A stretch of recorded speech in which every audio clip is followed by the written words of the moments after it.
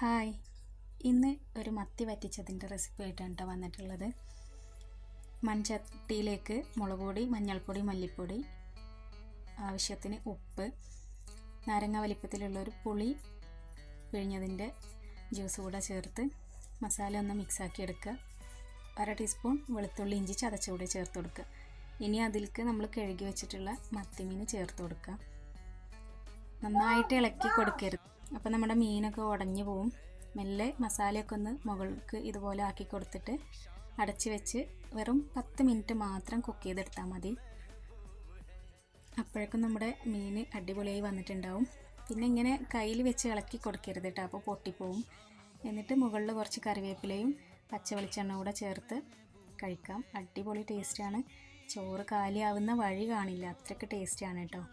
എല്ലാവരും ഒന്ന് ട്രൈ ചെയ്ത് നോക്കുക, ഫീഡ്ബാക്ക് അറിയിക്കുക. Okay, by.